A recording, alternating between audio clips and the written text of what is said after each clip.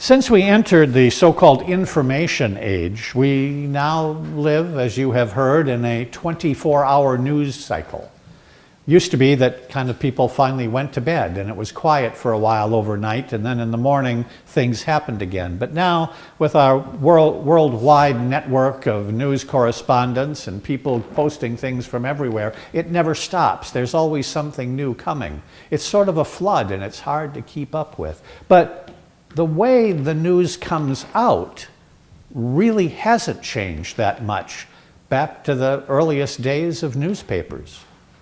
The stories seem to always come the same way. First, there's the breaking news. There's the headline that tells us a little bit about what's happening, who, what, when, where, why, how, as every good newspaper and journalist reporter knows. That's the first thing that comes, just a rough outline of what's going on. Then they go on to what they call the full stories. The full story is when we take not only the headlines and just those basic facts, but we start to flesh them out. Maybe with talking to some people who were there, or some important figures who might be involved in whatever this news event is. And so we get a little fuller picture, a little better understanding not only of what happened, but begin to kind of see what it might mean for us. And then the third step in the life of a news story is what's called color commentary.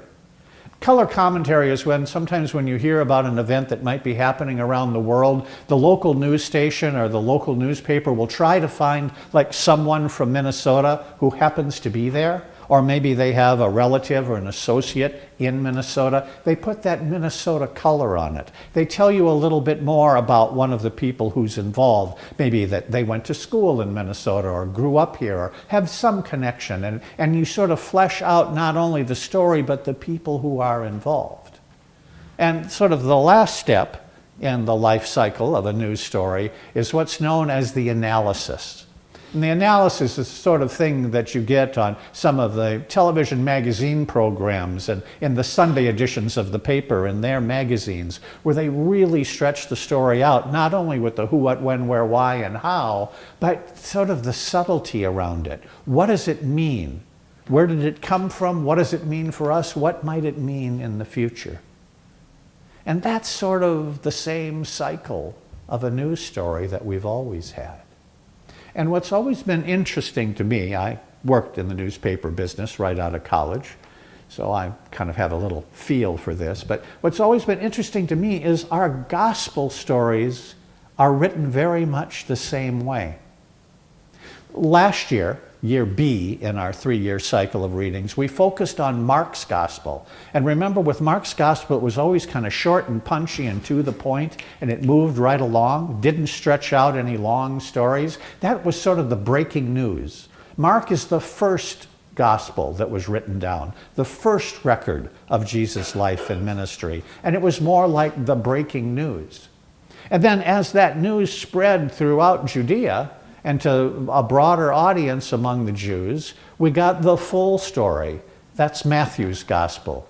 Matthew adds a lot more detail to the story. He includes a lot more people. He adds things that weren't in Mark at all, and not because they didn't happen and Matthew made them up, but because Mark was in a hurry to get the news out, the breaking news, and now there's a little more time to take it in.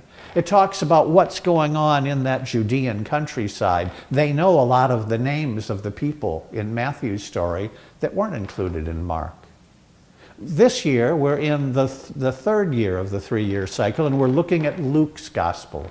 Luke is our storyteller.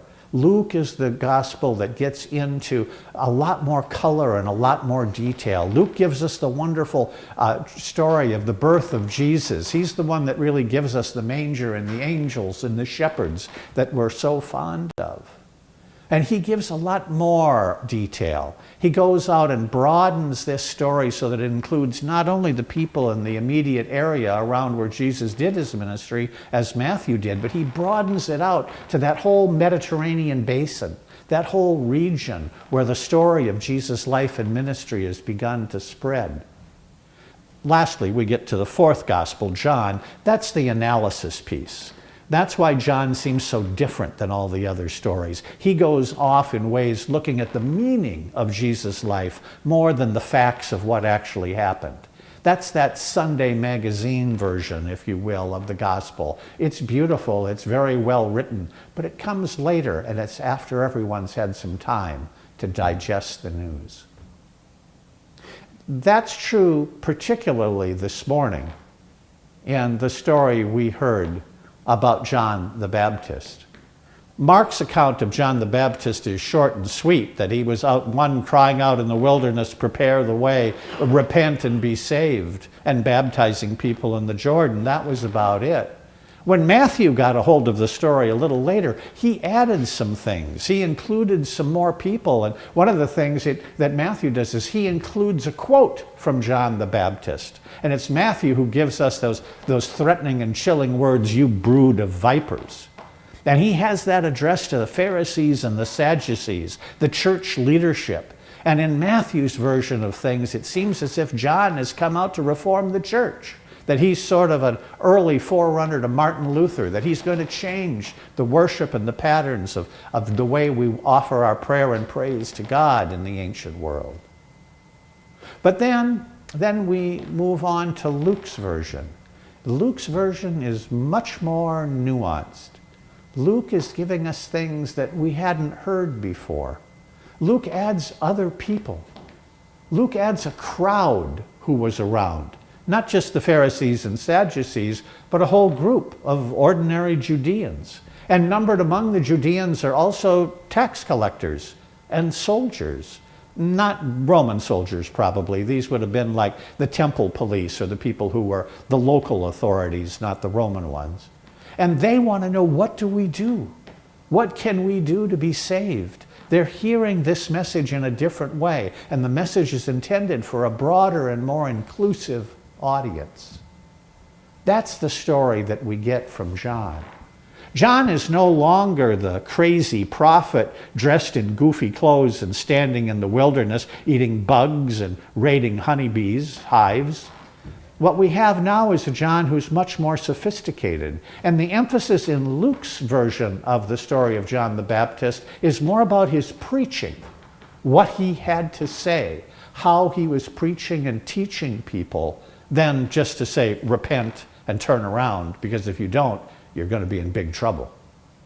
John is giving very specific information to a crowd of people who are hungry for the word, who are longing to know what to do, who desire that closer relationship with God, to get back in touch with a God who they know can also be loving and kind and welcoming, and away from a sense of the foreboding from a God who might just come down and cause some calamity to occur in my life.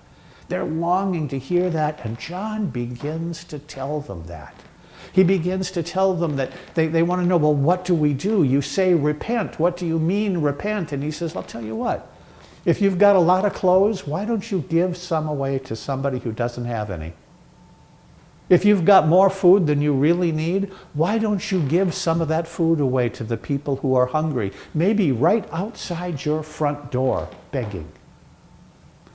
The tax collectors say, well, what should we do? And he says, well, just why don't you do your job the way you're supposed to?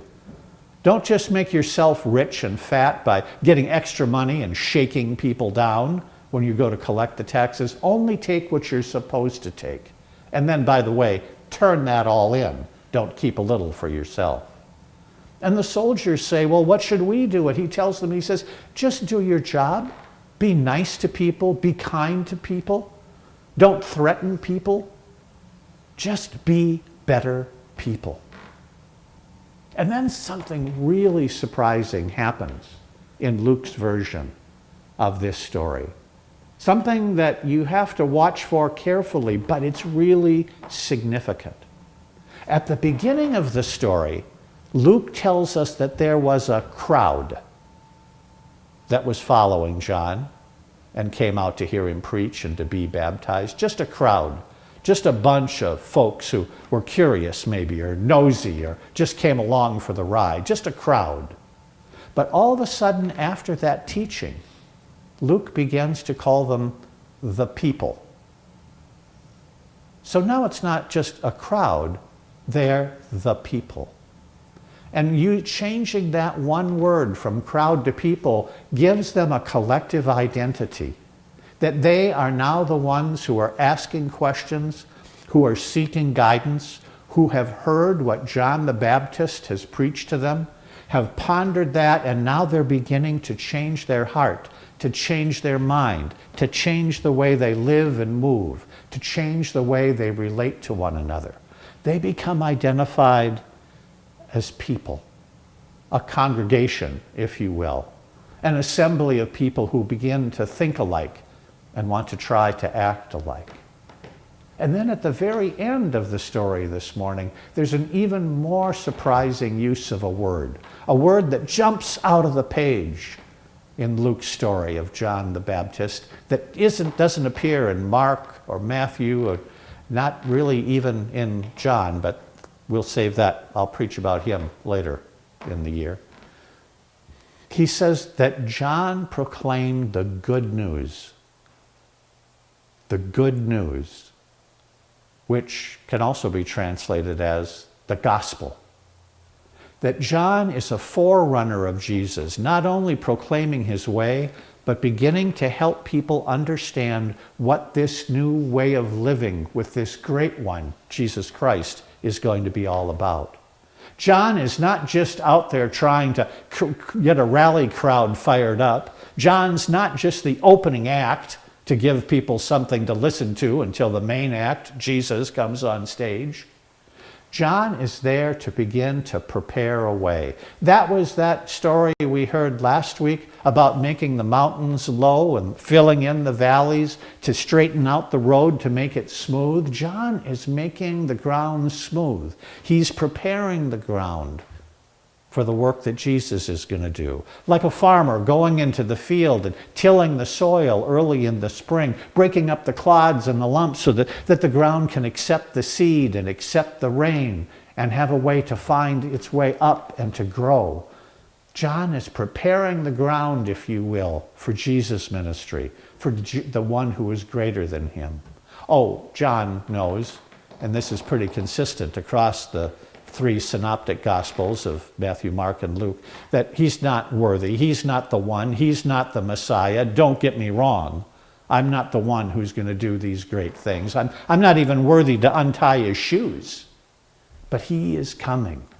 And he is coming with his winnowing fork. With his winnowing fork to harvest the work that you have done. Just as John prepared the soil for Jesus to plant the seed and for the growth to occur, he says at some point Jesus is going to come, and he's going to come with his scythe to cut it. And he's going to thrash that out. And he's going to separate the wheat from the chaff. And the wheat he will take in with him, but the chaff will be thrown away and burned. Now, when you read that in Mark and Matthew, it's a little scary because it sounds like, oh, he's separating people out. And some of us are in and some of us are going to burn in everlasting fire. But in the good news, in Luke's telling of John's ministry, that's not what I hear. Because I don't know about you. I don't know about you, but I can tell you, I've still got plenty of chaff. I've got a ways to go. I've got a ways to go before that pure kernel of my soul and my heart is really acceptable to God. I carry a lot of chaff with me. Sometimes I seem to kind of gather it to me, and I try to get rid of it. And what John is telling the people in the good news that he brings of this Jesus who is coming, who's going to be the great one, is that Jesus is going to help us separate the wheat and the kernel of our soul from the chaff of our sinful and selfish lives. Jesus is going to show us how we can thresh ourselves out, how we can become fresh and new and whole and pure and wholesome, and shed all of these earthly things. And Jesus will take all of that sinfulness, all of that brokenness, all of that pain, all of that chaff. Jesus will take that upon himself, and it will be burned and wiped away. so that when Jesus comes again in great glory, we as the threshed grain will all be gathered in to that granary in the sky that we call heaven.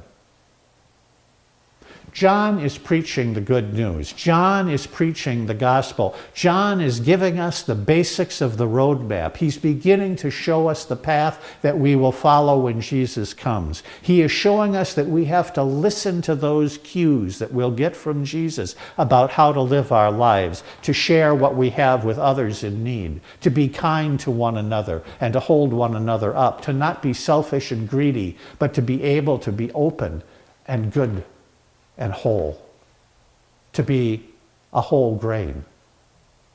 You've heard whole grain is healthier, right?